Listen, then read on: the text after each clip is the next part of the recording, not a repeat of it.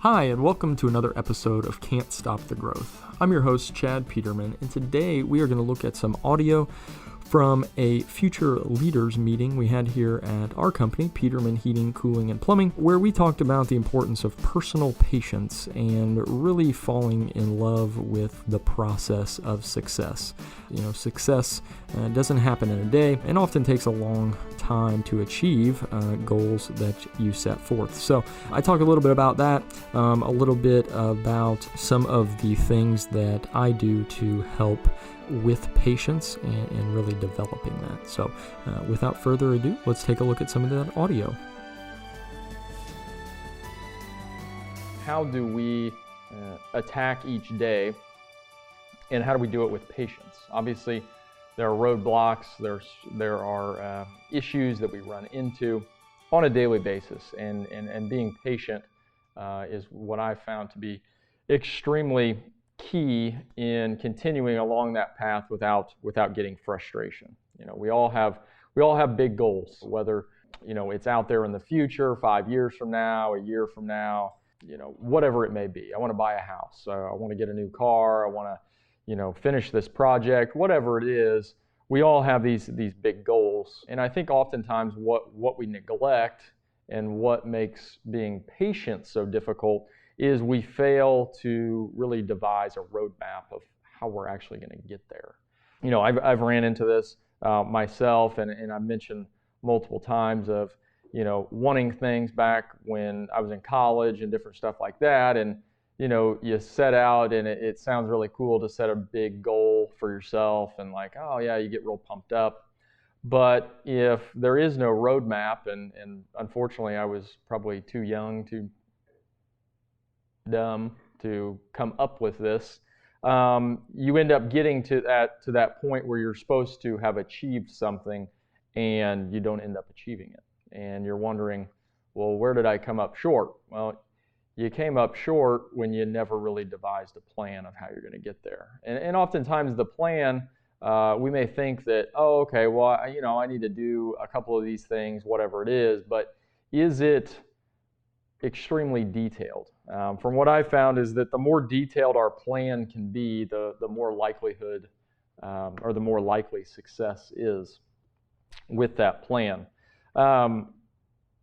We've talked before about how a lot of goals are set as with the language that I'll be happy when. I'll be happy when I achieve this. I'll be happy when I buy that house, when I buy that new car, whatever it may be. And ultimately, we find ourselves unhappy a lot of the time because it's a tough road to get there. Life gets in the way. We've got issues that arise that take us off the path of our overall goal.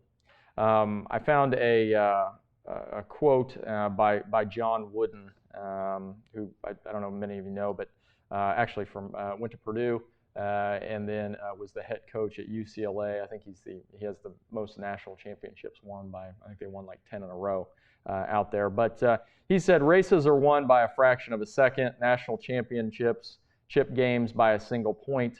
That fraction of a second or a single point is the result of relevant details along the way. And to me, this fits in with exactly what we're talking about. The patience enough to fight the daily battle. What are you going to do each day to improve, each day to draw a little bit closer to that goal? Are we locked in to the details that are ultimately going to determine our success? And if we aren't, I think we can all understand that it's going to be very easy to get off course. There's no, if you don't have a detailed plan, if you don't understand the process of what achieving something is, I feel like you're going to struggle. There's famous quotes, enjoy the process, success is a journey, not a destination. We've all heard that stuff before, but it's a heck of a lot easier to frame a goal as a destination as opposed to a journey, because journey takes work. Journey takes action. Whereas a lot of times when we frame it as a destination, it's kind of, well, if I get there, that would be nice. I'd like to get there at some point in time. And so that's where we've got to kind of flip that switch. When we're working towards something, are we going to be willing to put in the work? Are we going to hold ourselves accountable by having a detailed plan of how we're going to get there? Or are we going to maybe brush aside the details because it's a lot easier and just focus on that end result? Ultimately, as probably everyone has experienced, oftentimes we get to that ending point. I want to lose 10 pounds in the next month. Well, you get to the end of that month without a detailed plan, and maybe you're a little bit closer. Oftentimes you're probably not, because what happens? You go work out the first day, you're all pumped up. That second day is a little bit tougher because you're a little bit sore. Wednesday comes and you have a bad day, and all of a sudden, you know what? I had a bad day. I'm gonna take today off, and I'm gonna start up tomorrow. Well, what happens tomorrow? The alarm clock doesn't go off. The kid's sick. Whatever it is. So now you're 2 days. Then, well, you know what? It's Friday. So, I've got plans this evening, so I may not make it. So then you're 3, and then you've got to get back up on the horse. And having that detailed plan is ultimately a form of accountability to ourselves. So that's the toughest form of accountability. A lot easier to hold others accountable, but when it comes to holding ourselves accountable, it's a lot easier to say, well, maybe not. What are we going to do there? So really understanding and diving into a process takes patience. A process is not a one-day deal. Most times goals, if you think about it, are going to take, think about some of your bigger goals. That may be a year out, 2 years out, whatever it is. What are we going to do on a daily basis that is going to move us forward? I'm a huge NBA fan. Love the NBA. Most people hate it, but I really like it because I really like to see people at the top of their craft, and to think that some of those guys are extremely dominant, and yet the other guys get paid too, and they can't hold a candle to some of these other guys. It's like, that's incredible to be at that level of success. And I think one of the guys that I was never really a huge fan, more so a fan after he was done playing, because of some of the documentaries that came out and some of the work that he's done since, but Kobe Bryant. And if you watch any documentary on him, I can't remember, there's one that came out like towards the end of his career, maybe in the last season, and it really just went through and documented how much time he spends practicing. And to me, that practice equates to his process and his overall goal. If he just said at the beginning of the season, I'd like to win the championship and the MVP of the league, and then just kind of went about his daily, life's going to get in the way for him. Even an elite athlete like that, life's going to get in the way. He's got kids, he's got a wife, he's got, sponsorship obligations, he's got all kinds of stuff that can get in the way of his ultimate goal. But what the documentary pointed out and really showed was how diligent he is at his craft and how he wants to get there. He, to me, is someone who is truly in love with the process more so than the result of what he's after. And I think that's important to remember, Are you really going to be happy? A lot of us set these goals on wanting to be happy or wanting to achieve something. Are we really going to be happy when we get that? Most times that result is a blip on the radar. Maybe that's, the result lasts a day, but it took a year to get there. Well, obviously, if we don't enjoy the process, if we don't fall in love with the incremental improvement each day, incremental improvement each week, we're going to find ourselves very unhappy because we're not going to like that part. Well, that part's a heck of a lot longer than the actual result. And so that is one of the things that, as I said, back in college, high school, different stuff like that, you always set goals, you always, want to go for something, but never having a plan left me frustrated a lot. And I think what I've learned through kind of learning to enjoy the process, learning to enjoy what's going on, is I truly, when you talk about happiness, I truly struggle to get unhappy. And the reason is because I understand that, while it may look like a problem, it's just part of the process. We're just getting there. And so there's always a step to be taken forward from any situation. We've talked before about perspective and what is it actually that we're dealing with here. And oftentimes when we dig in, we can find some positive in a situation. And we can find where we can take a step forward in the overall process. The understanding of that and the patience that's involved in that is, I think, the direct result of actually having a plan. So, we've talked before also about, the concept of believing that everything happens for a reason. Well, the thing is we have to understand what that reason is. Why is this happening? And so that reason is your goal that you've set way out there. And if you haven't set anything way out there, then it is going to be tough to believe in the fact that everything happens for a reason, because you don't have really a reason that it's happening for. And so there again, when we think about incremental improvement, when we think about understanding that life is going to happen and life is going to present us some crappy situations, but we need to pull whatever we can positive out of that in order to continue to be in love with that process and not get derailed, we've got to find that reason, that reason everything is happening right now. And when you can connect the two, when you can connect what happens on a daily basis, when you can connect what you do on a daily basis to that big goal, that reason, then it's very, very easy to fall in love with that process, because you're looking for literally everything that comes into your life. You're looking for something from that situation, something from that interaction, something from that encounter to apply to that reason. I've just got to get a little bit better. We just got to fix this little thing.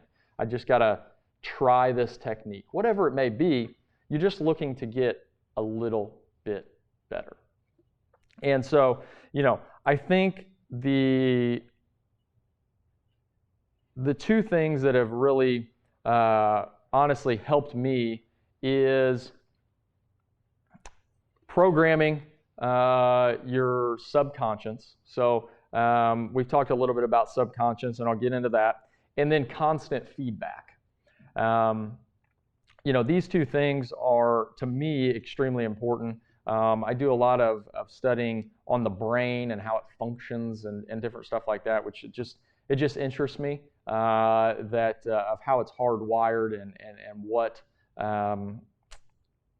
it is capable of doing.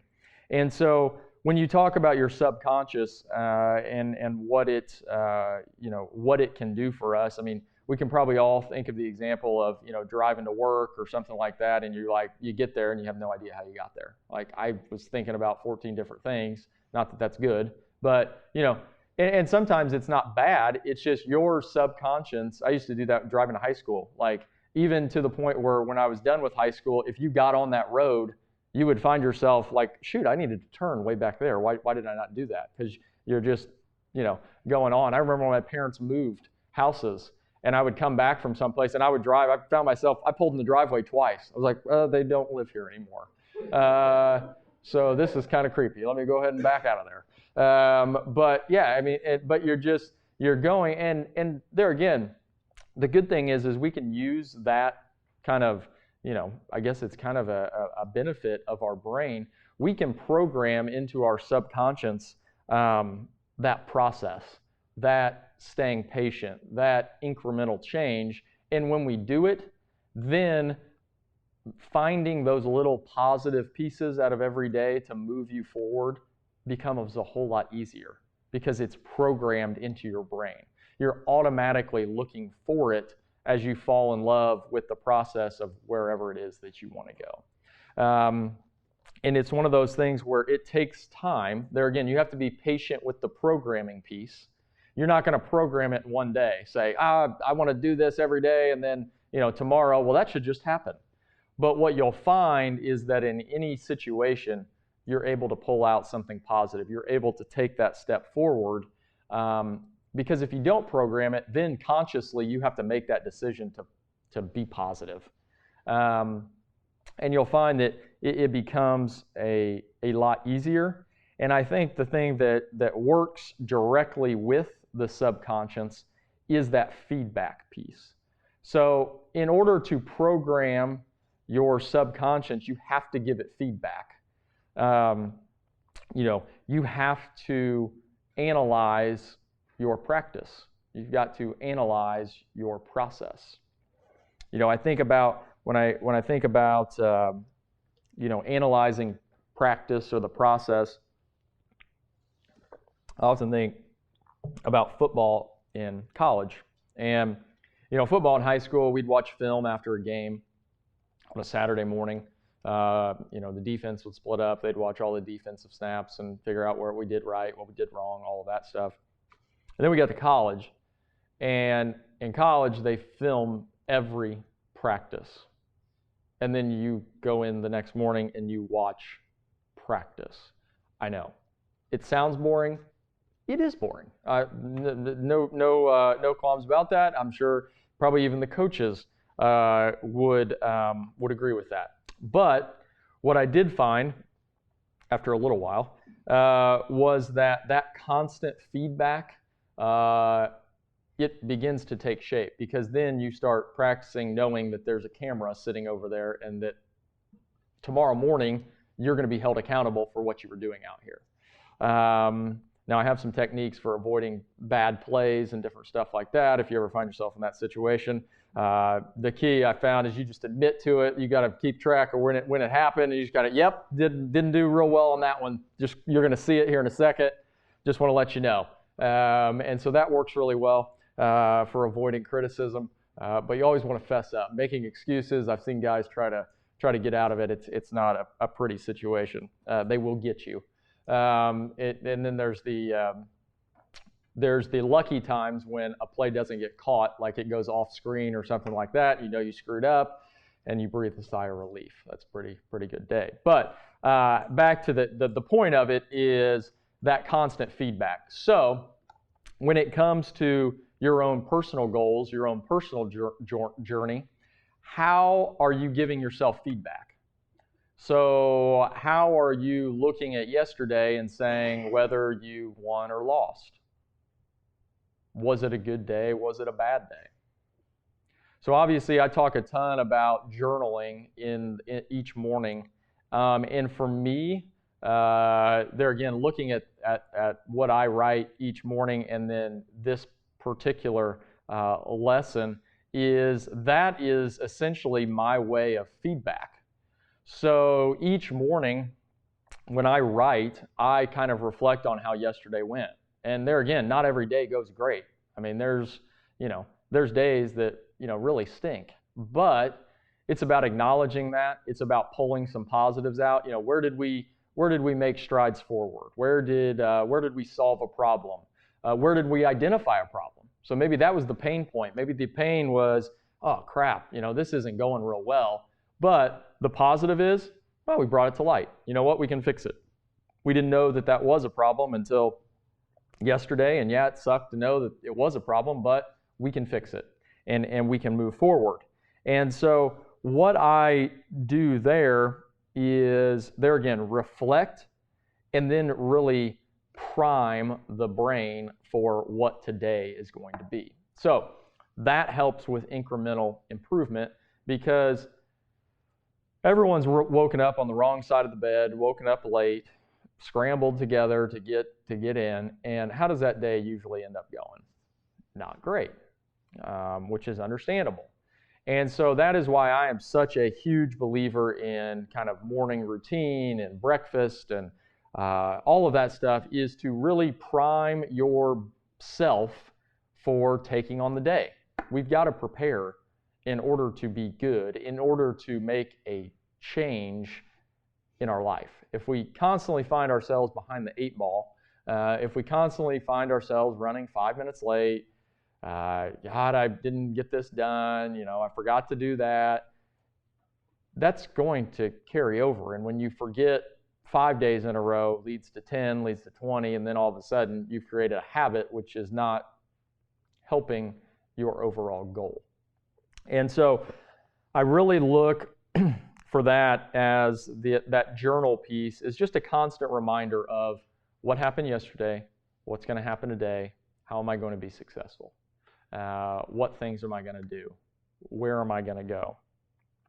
And there again, as you start to reflect and then prime, your reason becomes very clear because it's right in front of you every single day. It's very easy to lose sight of that reason. Very easy to lose sight of that goal that you have because life gets in the way. I mean, let's not be naive and say, oh yeah, we can just roll on, Well, okay, great. But, kids are going to get sick. Stuff's going to happen. Stuff happens. It's part of life. But as we prime ourselves to take on the day, we have a lot better chance of success in navigating that and improving and continuing down that path to just those little changes are ultimately going to result in a big goal being achieved. Just we have to stay patient. We've got to keep moving. And, it really comes back to something that we've talked about before is kind of those, where are your habit goals and where are your result goals? And I know it feels like I belabor this point, but the habit goals are where you're going to achieve things. Those are where you're going to have your breakthroughs. Setting result goals is not conducive to achieving them. You can set them, but you better have some habit goals that back those things up, or else getting incrementally better each day. You're not going to wake up and poof, I achieved my goal. It's going to take hard work. It's going to take patience. It's going to take that diligence to get there. My big thing, and you guys have probably all heard me say it, my big overarching goal is to make this the best place to work. Well, that doesn't happen in a day. There's a lot of days where we screw up a couple of things that definitely don't make this the best place. But at the same time, understanding that it's a process. And the cool thing about this process is there's no end date. It's just continual. It's ingrained in just getting a little better each day. How do I do something today that will help somebody? How do I make an impact on somebody today so that they know that that is my goal? That is what I want to do. I do want to make a process better. I do want to make our, the way we do things better, the way we answer the phone, the way we, conduct a service call, install a system, whatever it may be. We just want to get a little bit better today. We don't need to make wholesale changes. Change for just the sake of change is never helpful. Change to get incrementally better works a lot better. And so I ask you to, there again, understand what that process is that you need to go through. Understand that you're going to need to be patient. And understand that a detailed roadmap is the best way to get there. Frankly, I think it's the only way to get there. And we've got to really lock into that process of daily improvement and continuing to move forward.